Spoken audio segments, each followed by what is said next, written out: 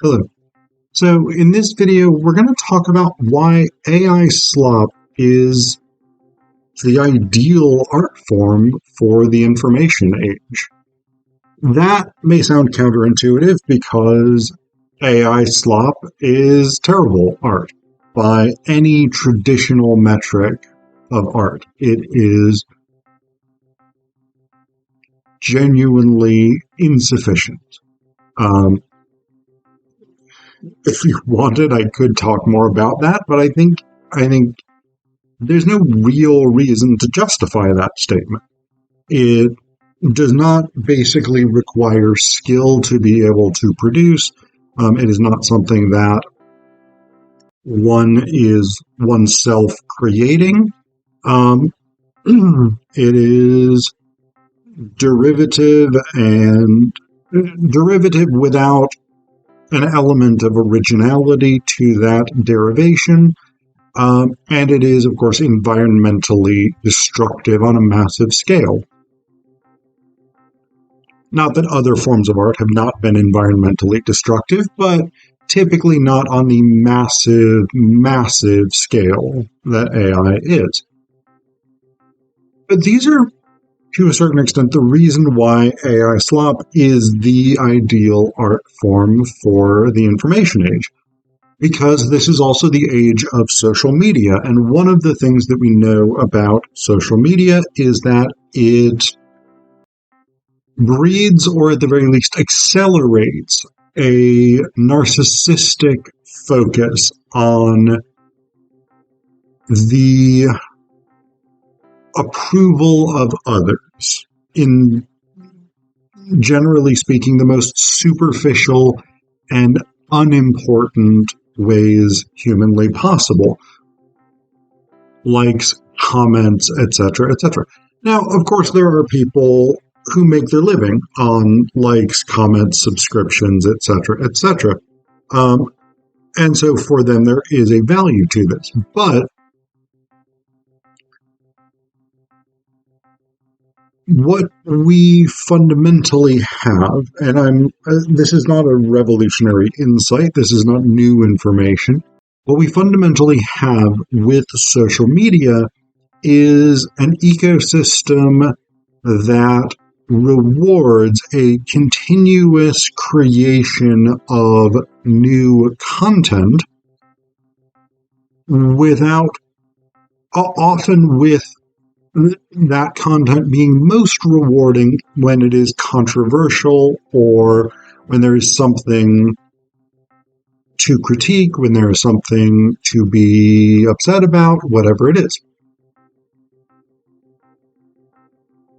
AI slop lends itself very to rapid creation, whereas traditional forms of art that require a person to create them by hand,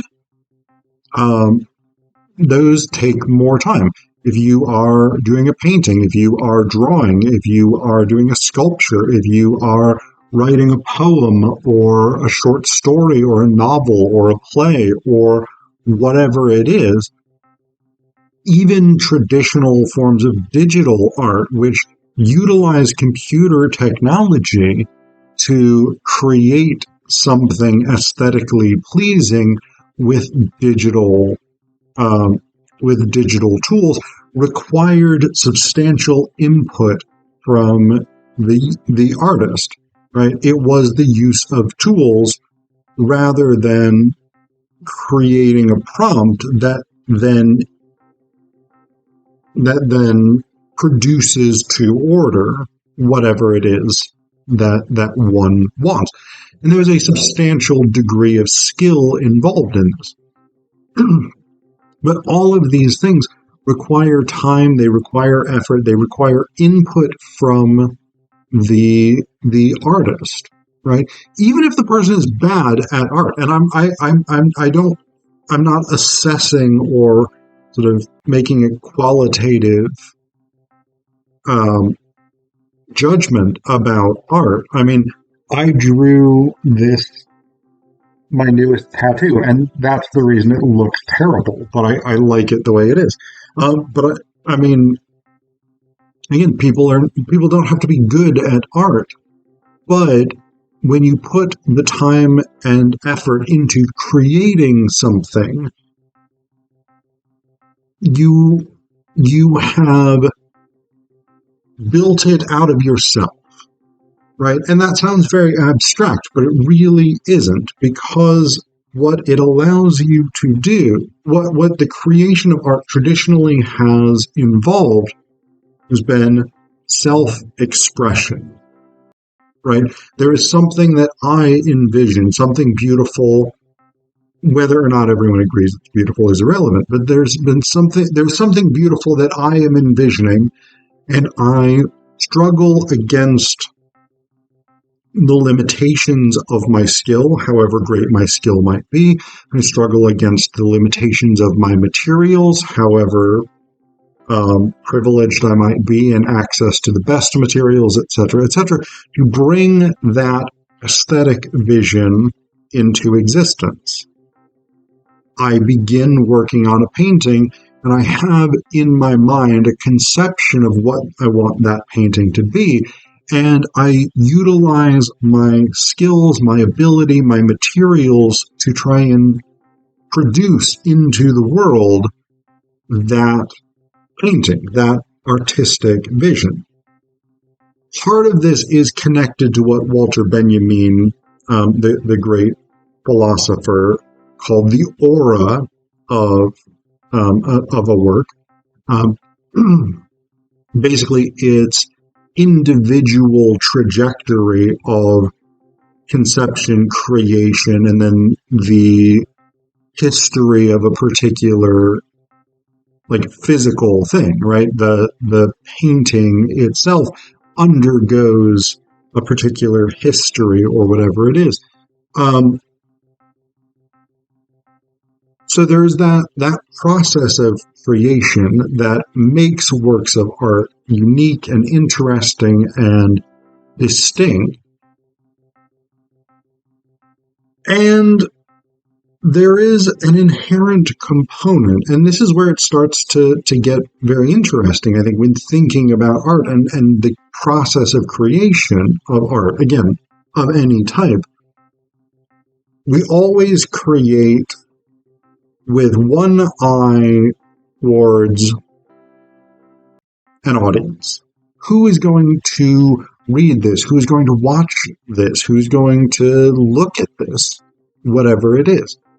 But we also create for ourselves, right? For ourselves as individual artists, as writers, as painters, as sculptors, as architects, whatever it is. We create for ourselves to express our own views, desires, what we want to bring into the world to the best of our ability.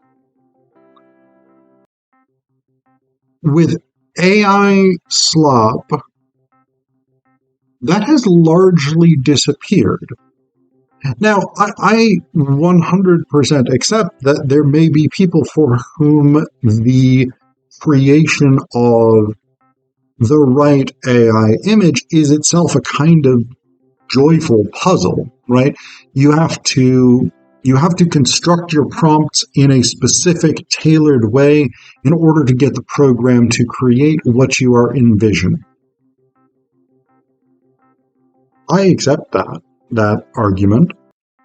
If what you are looking for is a puzzle, I would recommend Sudoku because it has substantially less negative environmental impact. But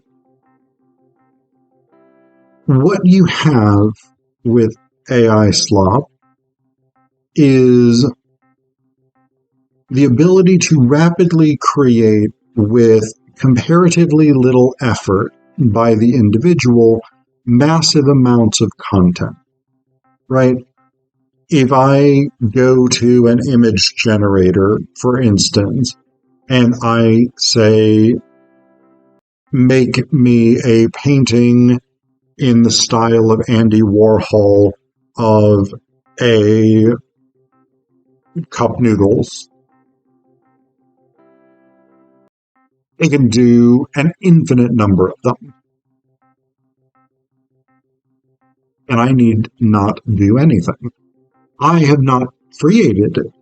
And so, in that sense, I think Walter Benjamin would say, this has no aura. This is not a work of art. This is not a work in the proper sense, because it has no aura. It has no individual trajectory or narrative within the world. But I also don't do that for myself, right? And this is where it starts to get.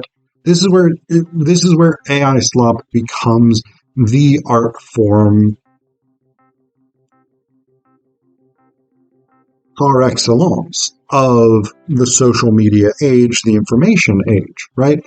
Is I don't need to put in any effort, or almost any effort, to the actual creation of the thing that I am creating. And yet I can produce an endless stream of content. All of that content being directed outwards from myself to the digital universe, right? Everything I post can accumulate likes. It can accumulate comments. It can drive up my subscriber count, whatever it is. And all of this feeds into the narcissism of social media, right? What we get in that instance is not, look at this thing that I have created. Let us consider the creative power or strength or skill of a human being. What we get is, look at me, here's a post. Look at me, here's a post. Look at me, here's a post. And there is that element of continual engagement sans substance, right? Without actual substance, without the artistic expression of the individual. All that is left is the simulation of creativity, right? All that is left is the appearance of creativity without the actual soul of creativity. And I recognize that that is an abstraction and that is a vague concept. But there is